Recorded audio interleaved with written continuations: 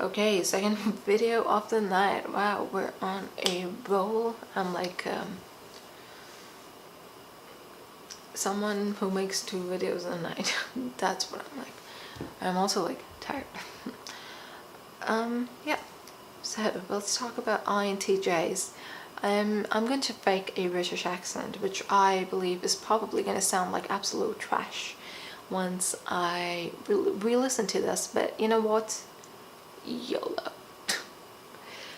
Okay, so INTJs, you guys are dope and arrogant and narcissistic sometimes and a little too full of yourselves, but punctual and on time and like, you know how to get your shit done, dude. And that's great. And like, I appreciate it. As an okay, first of all, can we just talk about the r/INTJ subreddit?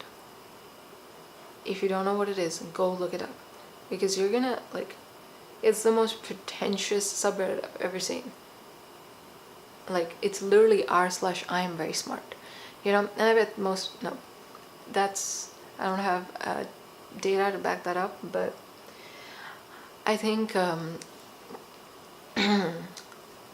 this video is for real INTJs, for INTJs who know that they're INTJs for sure, not from the 16 personality type tests. Yeah, I hope you're an actual INTJ, because yes, because spoiler alert, you're not a special snowflake that nobody understands, sweetheart. You're just, sometimes you're just an asshole. That was really bad. I don't know why I said it like that, but yeah. INTJs, first of all, the stereotyping has gotten to your head. Remove it, okay? I feel like INTJs and INTPs, the most elitist like personality types. Like, they're especially INTPs, to be quite frank. They're like, oh, we are so smart, but like nobody gets us. We're just so different, and our way of thinking is just not the way society is made. But INTJs are slightly better than INTPs when it comes to that. Okay, but, well, I was that INTP once, so I get to mock myself. But INTJs, you guys, I love you guys, but I also hate you guys, you know? Like, you guys are so meticulous and neat and organized and planned. I mean, and I don't mean like in a physical environment sense, although that too, I guess, most of the time. You guys are just, like, I kind of envy you and I kind of also don't, you know? It's a very love-hate relationship. It's like, you guys are smart, but I like my smarts too. Okay, I feel like we're just fundamentally compatible because of the fact that we're so different, but we also get each other. We just get each other. I think INTJs, ENTPs, super compatible, just like great conversations in general. I think it's, the thing is, INTJs could have like a difficult time opening up about like what they want to talk about, and sometimes it gets a little difficult to get to that, but ENTPs can help with that, I believe. And INTJs are good because if you can, like, an ENTP with an INTJ is like, so the ENTP is going all over the place, and the INTJ is like, brings you back to where you were supposed to be, you know? And I think that's like the TE, I guess, or not the TE, the NI. So the ENT, because say you're talking about a particular situation, and the ENTJ is gonna give out like a billion ideas, and then the INTJ is like, okay, you're giving out so many ideas, but how does this correlate to the one thing that we were already discussing or talking about? And that, I think, helps the ENTP's growth in terms of thinking, because it's like, yeah, there's so much, but like, which one is the most appropriate at this moment.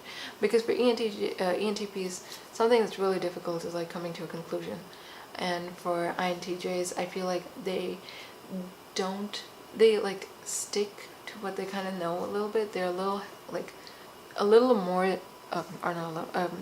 like a lot more stability oriented than ENTPs are, and they like to see what fits in where. And an ENTP is just doesn't give a fish balls but about where what has to fit. Like it's not about the puzzles, it's about getting the pieces, and the INTJ is about arranging the pieces. And so usually what I like about the INTJ ENTP like thinking is that they're usually like on the same page, but their way of processing information is different. And the reason why they go along so well is because both of the types allow the other type to grow in a way which is like processing oriented. So it's basically just like yeah, you have so much information, but how are you going to put it in? And that's going to be the INTJ talking to the ENTP, and the ENTP is like, yeah, well, you have this one information, but what if there's there are like billions of other informations that also make sense, and maybe in that chaos you can find some stability. And I think it's just great because it allows both the types to really grow in that aspect.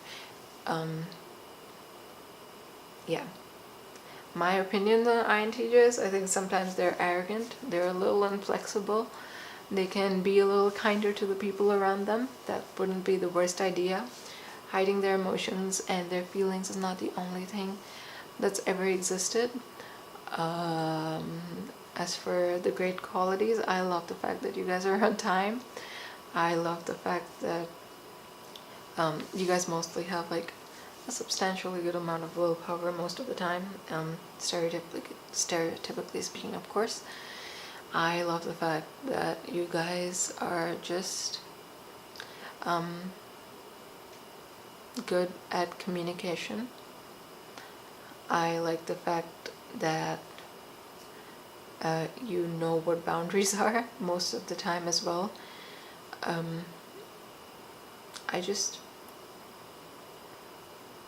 I like the fact that you know what space is and you know how to give it, and it doesn't have to be all like you know you see when I like talk about INTJs, I feel like they just automatically get me, so I don't really have to do a lot of explaining most of the time. I keep saying most of the time because there are always going to be exceptions, but yeah, mostly that's all I want to say about INTJs. I think they're great, and I like the fact that they're not sensitive little, they're not extremely sensitive, they're okay with criticism. Actually, that's extremely stereotypical. That depends from person to person, but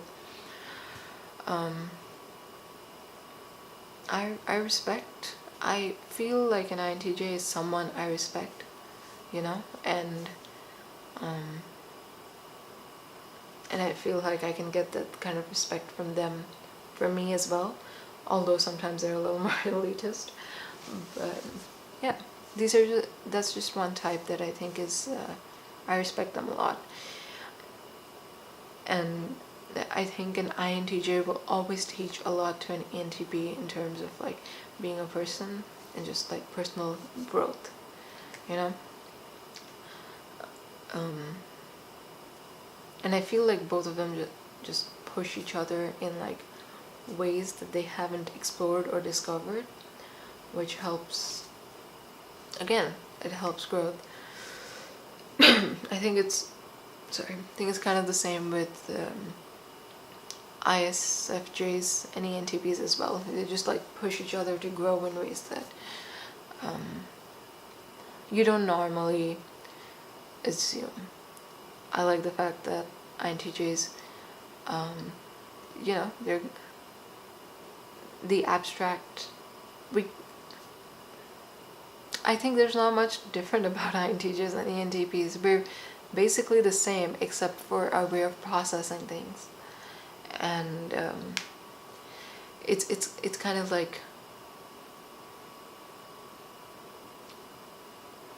we're the same, but we're also extremely different. Which could sometimes be a problem, but most of the time I think these two types just get each other. There's like this, it just happens. And I've had some good experiences with INTJs in general. Like my maths teacher is an INTJ, and I think I find him very insightful, and he's good with like expressing math in terms of like abstract terms, which also I enjoy, and I